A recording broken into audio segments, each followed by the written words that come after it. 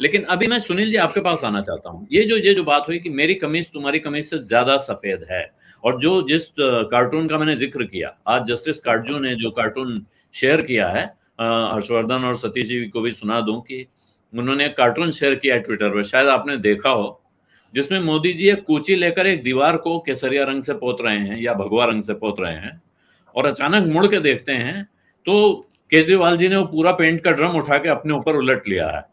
तो अब ना तो आपके पास पेंट करने को कुछ बचा है, और ना आप उनसे ज्यादा केसरिया हो सकते हैं। ये परिस्थिति जो लाके रख दी है, इसको किसी भी तरह से क्या राजनीतिक तौर पे जस्टिफाई किया जा सकता है? अपने को अनम्यूट कर लीजिएगा सुनील जी। धन्यवाद आलोक जी। राजनीतिक तौर पे ही नहीं, इसको किसी भी तरह से जस्टिफाई नहीं किया जा सकता। आप भारतीय करेंसी, भारतीय मुद्रा के स्वरूप को बदलने के लिए, डिजाइन को बदलने के लिए किसी को भी राय देने का अधिकार है।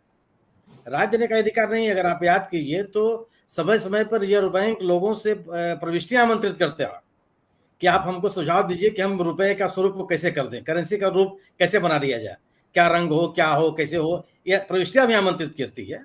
तो इस पर राय देने का किसी को हक है। लेकिन कोई यह राय थे कि इसलिए रुपए पर गणेश और लक्ष्मी की प्रतिमा लगा दी जाए कि इससे देश की अर्थव्यवस्था सुधर जाएगी, यह तो सर पीट लेने वाली बात है। अच्छा, जिन देशों का उन्होंने उदाहरण दिया कि इंडोनेशिया में ऐसा हुआ है, ठीक है, हुआ है, हम भी इंडोनेशिया गए हैं, मैं भी देखा वहां के रुपए में है। तो क्या इंडोनेशिया की जो करेंसी है वह दुनिया की सबसे ताकतवर करेंसी है? क्या इंडोनेशिया इस दुनिया का सबसे आर्थिक रूप से संपन्न राष्ट्र है? क्या इंडोनेशिया की करेंसी अंतरराष्ट्रीय करेंसी है, उसमें पूरी लेन देन होती रहती है गणेश जी के, लक्ष्मी जी की मूर्ति को देकर के? ये कौन सा तर्क है? और इस बात को एक ऐसा व्यक्ति कहे, एक ऐसा नेता कहे जो अपने आप को IITian कहता, भारतीय प्रौद्योगिकी संस्थान से पास आउट है, वो एक ऐसा नेता कहे जो इस देश की एक बड़ी नौकरी है उसको करके निकला हुआ है, एक ऐसा नेता कहे जिसने बदलाव की राजनीति करने का दम भर करके राजनीति में प्रवेश किया था, और एक ऐसा नेता कहे जो दिल्ली में सत्ता में आते समय एक गाना गाया था स्टेज पर चढ़ करके, अगर आपको याद हो, कि लोगों में हो भाईचारा। और आप आते आते गुजरात का चुनाव आते आते आप उतर आए कि गणेश और लक्ष्मी के, और ये आप राय दे रहे हैं कि साहब ऐसा इसलिए कर दिया जाए कि देश की अर्थव्यवस्था सुधर जाएगी। मतलब आप इस पे सिवाय अफसोस करने के इससे और क्या कर सकते हैं आप? कि आप ऐसे इस हमारे हमको ऐसे लोग नेतृत्व करने का दावा कर रहे हैं जिनके मन में इस तरह के विचार आते हैं। अंधविश्वास फैलाने का इससे बड़ा पाखंड और क्या हो सकता है?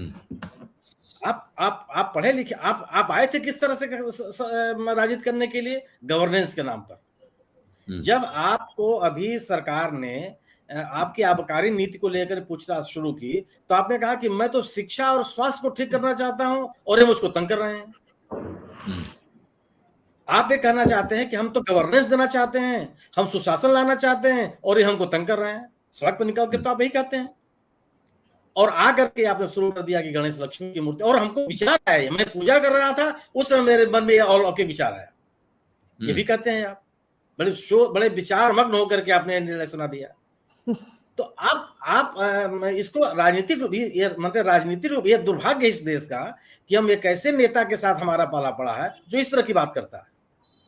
भारतीय संविधान कहता है कि भाई, भारतीय संविधान आम नागरिकों से और गवर्नेंस से, सरकार से भी उम्मीद करता है कि लोगों में आप वैज्ञानिक बोध पैदा कीजिए, रीजनिंग पैदा कीजिए, इसकी कोशिश कीजिए कि समाज में रीजनिंग प्रिवेल करे।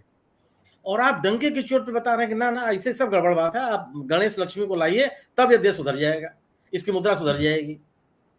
यह कुछ नहीं आलोक जी, यह है केवल क्या कि देखिए, इसमें कोई बहस नहीं है कि गुजरात का चुनाव, गुजरात की सोसाइटी, पूरा समाज एक पोलराइज सोसाइटी है। मैं 2 चुनाव देखा हूं गुजरात में, खूब मजे से घूमा हूं, बहुत पोलराइज्ड है वो।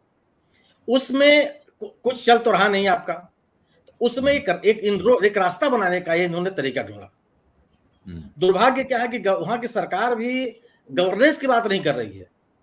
वहां के लोग भी, अभी जो सत्तारूढ़ दल के लोग हैं, वह गुजरात अस्मिता की बात कर रहे हैं 27 सालों के शासन में आने के बाद भी, कि गुजरात की अस्मिता मैंने यह कहा जाए पब्लिक मीटिंग में सत्तारूढ़ दल के द्वारा कि एक अपोजिशन जो है वह गुजरातियों का अपमान करने के लिए सक्रिय है।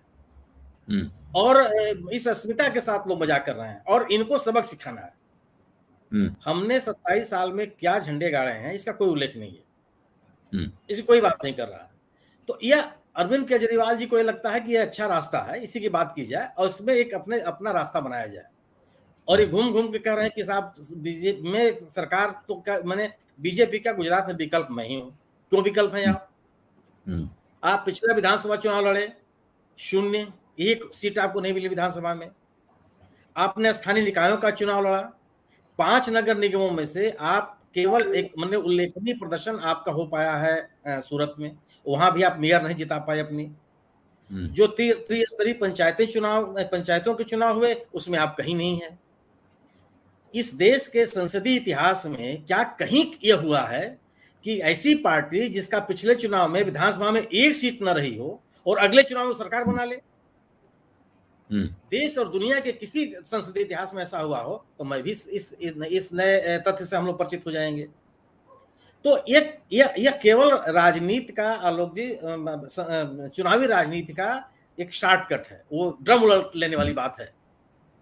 और बीजेपी के दुर्भाग्य क्या है, बीजेपी के भी लोग यह नहीं कह पा रहे हैं कि नहीं जो बात कह रहे हैं ये गलत है, यह बिल्कुल अतार्किक है, नियमों के विरुद्ध है और अर्थशास्त्र के नियमों के विरुद्ध है।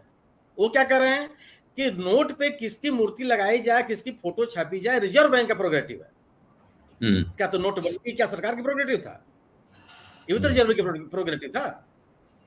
लेकिन बीजेपी यह खुल के कहे कम से कम कि नहीं नहीं जिस तरह की बात है ये बात उचित नहीं है और इससे अर्थव्यवस्था नहीं सुधरने वाली है। तो नहीं, यही तो अब मेरे ख्याल में देखिए जो बात जहां है और इस किस्से को जिसके लिए जिस वजह से छेड़ा गया, जो मेरी समझ है वो मुझे ये कहती है कि इसको छेड़ने का पूरा उद्देश्य यही था कि भारतीय जनता पार्टी इसके जवाब में क्या कहेगी, क्या वो कैसे कहेगी कि आप गणेश और लक्ष्मी मत लगाओ, तो तुरंत हल्ला मचाना शुरू करेंगे, देखो ये हिंदू नहीं है तो हिंदू विरोधी हैं। सत्य हिंदी का ऐप डाउनलोड करें गूगल प्ले स्टोर पर।